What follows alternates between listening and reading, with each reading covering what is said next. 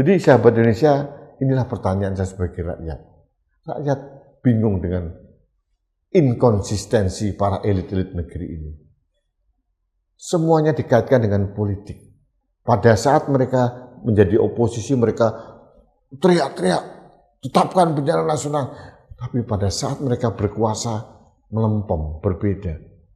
Ada apa dengan Partai Gerindra? Ini pertanyaan saya, mungkin juga pertanyaan jutaan rakyat di Indonesia.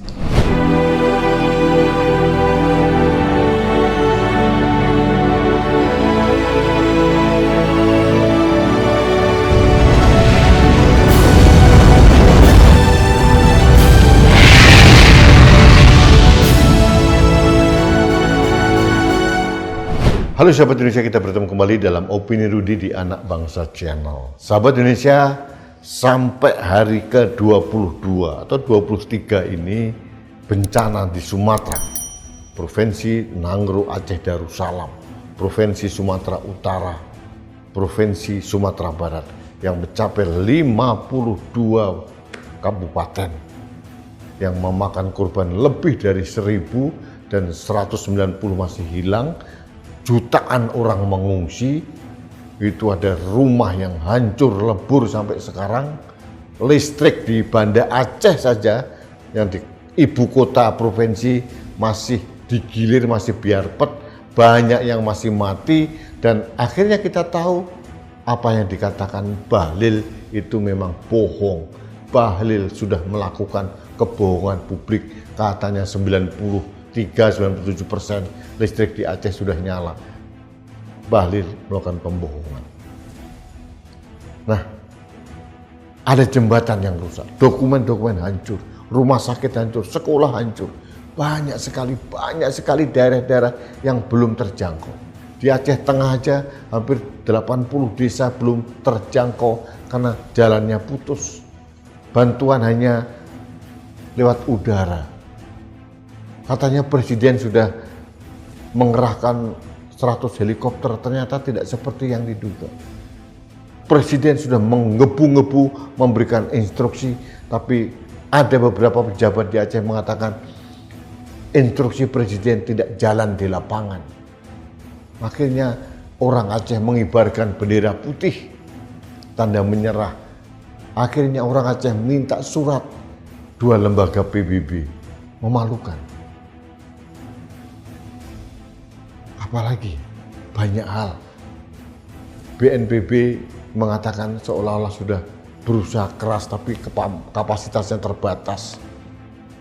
Padahal dari awal kepala BNPB bilang katakan, wah bencana ini tidak semencekam di medsos. Ternyata dia minta maaf, salah. Bencana satu hal akhir November, tapi bagaimana tanggap darurat yang sudah mencapai 2 minggu lebih, bahkan 3 minggu lebih ini, ternyata banyak yang belum tertangani. Sandang, pangan, papan, kesehatan, pendidikan, belum banyak yang terjangkau.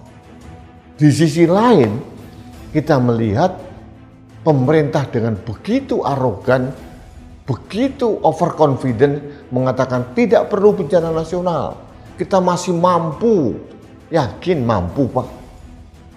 Kenyataannya BNPB sudah memberikan sinyal-sinyal tidak mampu.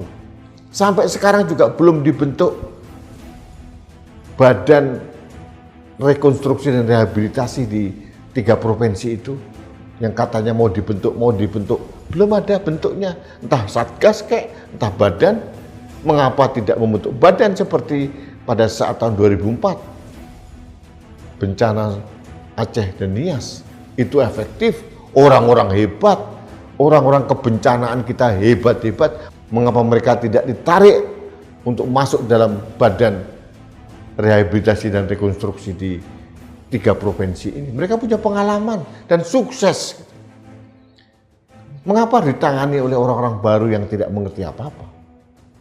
Dan sampai sekarang pemerintah tidak kunjung menetapkan itu bencana nasional. Alasannya macam-macam. Ketua DPD bilang kita mempunyai harga diri yang tinggi sebagai bangsa. Presiden mengatakan kita masih mampu, banyak kepala negara memberikan bantuan, saya tolak. Kita masih mampu, yakin mampu Pak. Kemarin saya memberikan suatu solusi Pak. Sekarang ini terlihat pada saat pemotongan TKD, transfer ke daerah, Aceh dipotong hampir 2 triliun, 2 triliunan lah, sekitar 2 triliun. Sumatera Barat dipotong 2,5 triliun. Sumatera Utara dipotong sekitar 1,1 triliun. Dana itu saja Pak dikembalikan ke daerah. Biar daerah yang melakukannya, membentuk badan rekonstruksi dan rehabilitasi sendiri. Mereka otonom, dibantu dengan pusat kalau perlu. Batalkan pemotongan TKD ke minimal ke 3 provinsi itu. Bentuk segera badan rehabilitasi dan rekonstruksi. Nah, pertanyaan saya, ini yang kasusnya adalah mengapa kita tidak kunjung menetapkan bencana nasional? Nah, the ruling partai yang berkuasa sekarang adalah Partai Gerindra. Presiden Prabowo adalah ketua umum Partai Gerindra. Banyak orang-orang Partai Gerindra di pemerintahan, baik jadi menteri atau apapun, ada juga yang di eksekutif, legislatif, ada banyak hal para pejabat-pejabat mantan atau masih pengurus Partai Gerindra. Pertanyaan saya adalah konsistensi dari Partai Gerindra. Tahun 2015-2018 pada saat terjadinya bencana di Lombok, gempa bumi di Lombok dan tsunami di Palu dan Donggala, mereka teriak-teriak kencang menekan pemerintah, menekan Presiden Jokowi waktu itu untuk menetapkan bencana nasional karena sudah ratusan orang menjadi korban jiwa. Mereka teriak-teriak ini adalah karena Tuhan murka, karena anggarannya daerah dipotong. Nah, sekarang kok berbeda? Padahal jumlah korbannya 2 kali lipat dibandingkan di Palu maupun Lombok. Kerusakannya jauh lebih masif. Ini 3 provinsi sekaligus. Mengapa dulu 7 tahun yang lalu, 10 tahun yang lalu mereka berteriak-teriak, mendorong pemerintah, menekan pemerintah untuk menetapkan bencana Lombok, bencana Palu Donggala menjadi bencana nasional. Bahkan Presiden Prabowo tahun 2015 pada saat beliau belum menjadi presiden pernah mengusulkan bencana asap yang di Riau dan sebagainya yang luar biasa memalukan karena itu sampai ke Singapura, karena ke Malaysia itu ditetapkan sebagai bencana nasional. Nah, mengapa semangat mendorong pemerintah untuk menetapkan bencana nasional ini tidak dilakukan lagi oleh elit-elit Partai Gerindra? Ini pertanyaan saya. Padahal kerusakannya di 3 provinsi di Sumatera itu jauh lebih masif dibandingkan dengan Palu maupun Lombok. Bukan maksud saya mengecilkan bencana di Palu maupun Lombok, karena itu juga bencana yang luar biasa hebat. Tapi menurut saya, bencana di Sumatera jauh lebih masif, lebih brutal. Tsunami di Palu, gempa di Lombok, itu murni bencana alam, karena memang tidak bisa kita prediksi. Tapi bencana di Sumatera, itu adalah bencana dengan kontribusi kelalaian manusia karena menggunduli hutan, terjadinya deforestasi hutan. Mengapa juga mereka tidak berteriak-teriak untuk minta pemerintah menetapkan menjadi bencana nasional? Orang-orang Aceh, ulama-ulama Aceh sudah berteriak, sudah minta untuk ditetapkan sebagai bencana nasional. Beberapa orang, kelompok, bahkan anggota dewan di Sumatera Utara juga minta kepada pemerintah untuk menetapkan bencana nasional.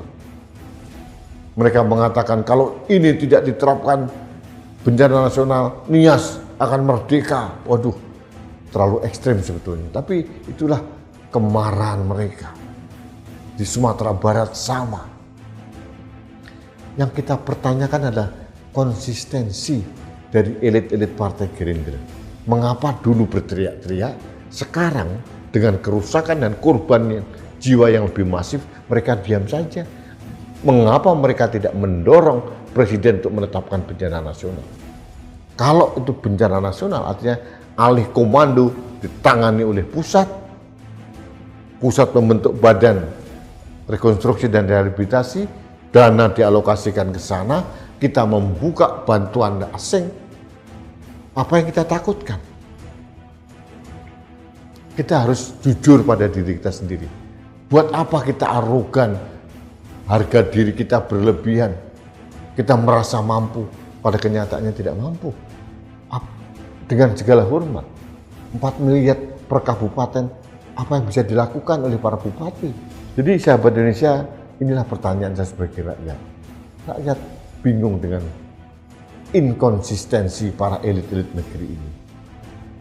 Semuanya dikaitkan dengan politik. Pada saat mereka menjadi oposisi, mereka teriak-teriak, tetapkan bencana nasional. Tapi pada saat mereka berkuasa, melempem, berbeda. Ada apa dengan Partai Gerindra? Ini pertanyaan saya, mungkin juga pertanyaan jutaan rakyat di Indonesia. Terima kasih, sahabat Indonesia. Kita bertemu kembali dalam Opini Rudy selanjutnya. Sampai jumpa.